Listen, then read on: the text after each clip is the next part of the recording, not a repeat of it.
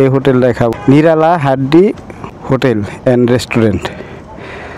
তো খাওয়ার পরে আপনাদেরকে জানাইতেছি এর আপনাদের রান্না কেমন।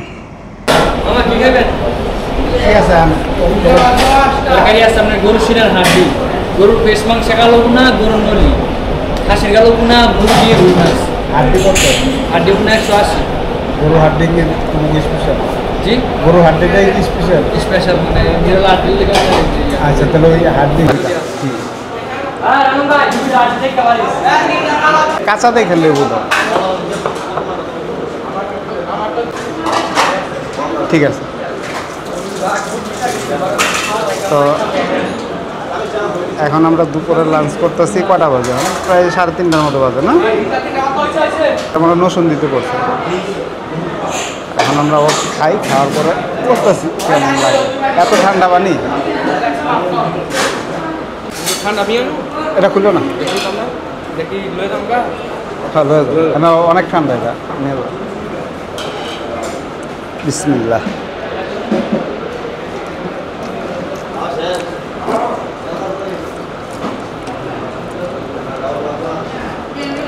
খারাপ না, মানে অনেকটা ওই যে কুরবানির মাংসটা একটু ভাজা ভাজা করলে যেমন লাগে না, অমন লাগে না, ভালো।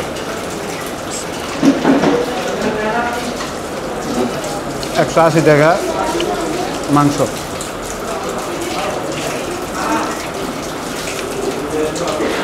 এটা খাইলে মনে করবেন যে কুরবানির মাংস খাইতেছে না।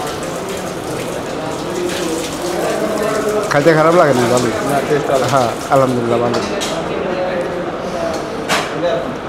প্রথম আমরা এই জায়গায় থামাইতে চাইনি, থামায় খারাপ হয়নি, ভালো হয়েছে। পেট শান্তি, সব শান্তি। খায়া লই তারপর আস্তে ধীরে যাম, কোনো টেনশন নেই, আল্লাহর রহমতে। আচ্ছা ভাই, আসি। হ্যাঁ, তা আলহামদুলিল্লাহ ওনার রান্নাটা ভালোই লাগছে। সরিষার তেল দিয়ে রান্না করছে, খায় ভালো লাগলো। আর জায়গাটার নাম হয়েছিল, এটা নসুন দিতে পড়ছে। আলহামদুলিল্লাহ ওনাদের খাবারটা ভালোই লাগছে। হ্যাঁ, এই জায়গাটার নাম হয়েছিল সৈয়দনগর, এটা নসুন দিতে পড়ছে। আর হাড্ডি যে মাংসটা, এটা সরিষার তেল দিয়ে রান্না করছে, ভালোই। বিসমিল্লাহির রহমানির রহিম।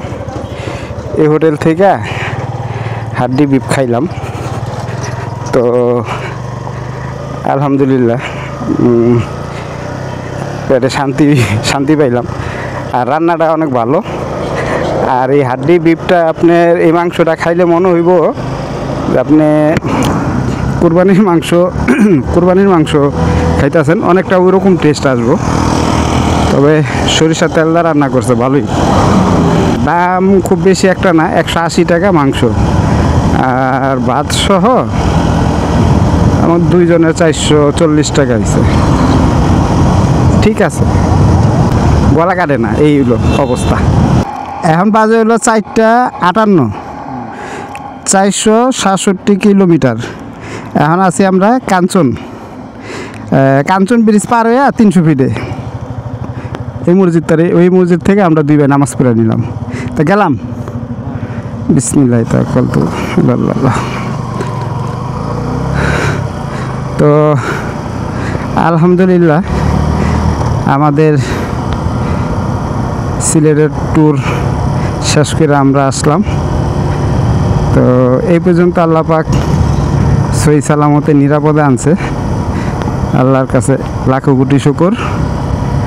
তো আল্লাহ রাব্বুল আলামিনের কাছে দোয়া করি এই বাকি জায়গায় ঢুকো যেন নিরাপদে সহি সালামতে আমাদের গন্তব্যস্থানে পৌঁছায়। আর সিলেট যাইতে পারি নাই, কেন যাইতে পারলাম না আপনারা আমার সিলেটের ভিডিওটা দেখলেই বুঝতে পারবেন। এখন